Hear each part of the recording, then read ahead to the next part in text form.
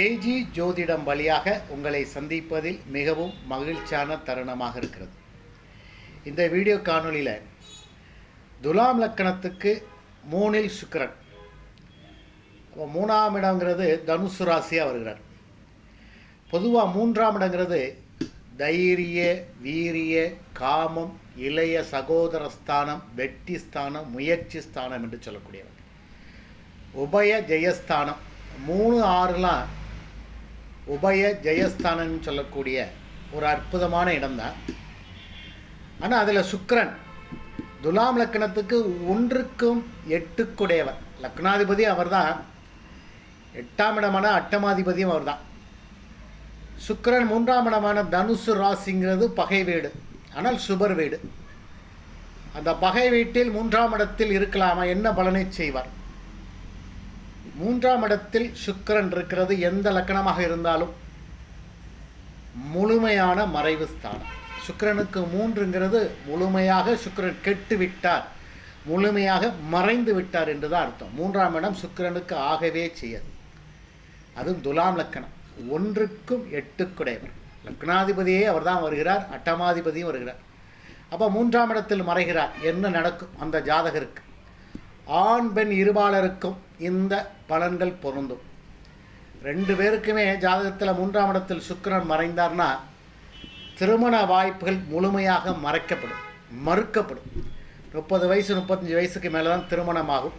அது திருமணம் அதுக்கான 7ஆம் பாவம் நல்லா இருந்தால் தான், 11ஆம் பாவம் நல்லா இருந்தால் தான், 2ஆம் பாவம் குடும்ப பாவம் நல்லா இருந்தால் தான் திருமணமாகும். இல்லைன்னா திருமணமே நடக்காது.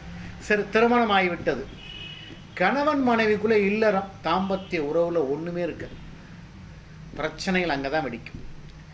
சுக்கிரன்கிறது காமஸ்தானம், ஒரு கலவியல் ஸ்தானம். அதாவது சுக்கிரன் தான் ஒரு இன்பத்தை கூட்டி கொடுக்கிறது. ஆண் பெண் இருபாலர் உறவுக்கு நல்ல இன்பமான வாழ்க்கையை கொடுக்கணும்னா சுக்கிரன் நல்லா இருக்கணும். அந்த சுக்கிரன் 3ல் போய் மறைந்தார்னா முழுமையாக மறைக்கப்பட்டு விட்டார். அது லக்னாதிபதியாக வருகிறார். அப்போ கணவன் மனைவிக்குள்ளே தாம்பத்திய உறவுடைய விஷயங்கள் சுத்தமாகவே இருக்காது, அதில் திருப்தியே இருக்காது. அது கணவனுக்காக இருக்கட்டும், மனைவிக்காக இருக்கட்டும். அப்போ அது மூலம் பிரச்சனை வரும். எப்படி பிரச்சனை போகும் அப்படின்னா, இல்லை அந்த கணவன் எனக்கு ஒன்றுமே இல்லை, நான் விவாகரத்து பண்ண போகிறேன் அப்படின்னு சொல்லி அந்த மனைவி கோர்ட்டில் போய் நிற்பாங்க. அல்லது இந்த மனைவி மூலம் எனக்கு எந்த இன்பமும் இல்லை, நான் விவாகரத்து பண்ண போகிறேன்னு கணவன் கோர்ட்டுக்கு போவார். ஏன்னா 8க்குடையவர். அட்டமாதிபதியும் 3ல் போய் மறைகிறார். அப்போ ஏதாவது வழக்கு கொடுக்கணும், பிரச்சனைகள் கொடுக்கணும், அது மூலம் விரயத்தை கொடுக்கணுங்கிறது அவர் செயலுக்கு காரத்துவத்துக்கு செயல்படுத்துவார். அப்போ திருமணம் நடக்காது. தாமத திருமணம் ஆனாலும் அதிலே இன்பமே இருக்காது. தாம்பத்திய உறவுகள் அல்லது சுகம் முழுமையாகவே அது நடைபெறாது. அது நடைபெற்றாலும் அதில் திருப்தி இருக்காது. சுக்கிரன் 3ஆம் இடத்தில் மறைகிறது ரொம்ப ரொம்ப மோசம். அதுவும் லக்னாதிபதி 3ஆம் இடத்தில் மறைகிறது ரொம்ப மோசம். அப்போ அவர் என்னதான் பணக்காரராக இருந்தாலும் இந்த விஷயத்தில் அவருக்கு பூஜ்ஜியம்தான். எந்த விஷயம் ஆணா பெண்ணா 2 பேருமே எப்படி இருந்தாலும் சரிதான், அவர்களுக்கு இந்த இல்லற வாழ்க்கை சுத்தமாக திருப்தி அளிக்காமல் போய்விடும். சுகபோக வாழ்க்கை, அப்போ வீடு கிடைக்குமா, மனை கிடைக்குமா, நல்ல வாகனம் அமையுமா அப்படின்னா அதுவும் இருக்காது. சுக்கிரன் தான் லக்ஸுரி லைஃபுக்கு சொந்தக்காரர். பணம் நிறைய இருக்குங்க, ஆனால் நிறைய பேர் பணம் இருந்து எத்தனை பேர் லக்ஸுரியாக வாழ்கிறாங்க? எத்தனை பேர்கிட்ட கார் இருக்குது? எத்தனை பேர்கிட்ட நல்ல விலை உயர்ந்த நல்ல வீடு, ஆடம்பர வீடு இருக்குது? இல்லவே கிடையாது. பணம் இருந்தாலும் இவர்களால் ஒரு ஆடம்பர வாழ்க்கையை வாழ முடியாத விஷயத்தை சுக்கிரன் செய்வார். அதை அந்த அனுபவிக்க விடாதுங்க. சுக்கிரன் தான் சுகபோன வாழ்க்கை.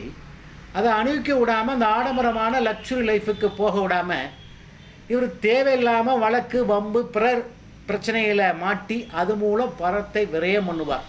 ஏன்னா துலாம் லக்கணத்துக்கு தான் நான் சொல்கிறேன்.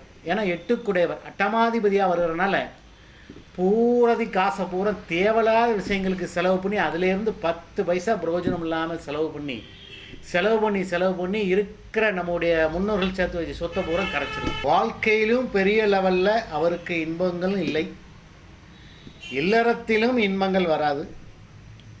பண விஷயங்கள் எவ்வளோ இருந்தாலும், வசதி வாய்ப்பு இருந்தாலும் அதை அணிவிக்க முடியாத வாய்ப்புகளை சுக்கிரன் கொடுப்பார். ஏன்னா துலாம் லக்கணத்துக்கு லக்கணாதிபதியாக வர்றதுனால முழுமையாகவே அவரால் எந்த சுகங்களையும் அனுபவிக்க முடியாத வாழ்க்கையாக அமையும். இந்த வீடியோ பிடிச்சிருந்தனா லைக் பண்ணுங்கள், ஷேர் பண்ணுங்கள், சப்ஸ்கிரைப் பண்ணிக்கிடுங்க. ஒரு பெல் பட்டன் வரும், அதே அழுத்திக்கிடுங்க. அப்படின்னா நாங்கள் போடுற ஒவ்வொரு வீடியோவும் உங்களுக்கு நோட்டிஃபிகேஷன் ஆகும். நன்றி, வணக்கம்.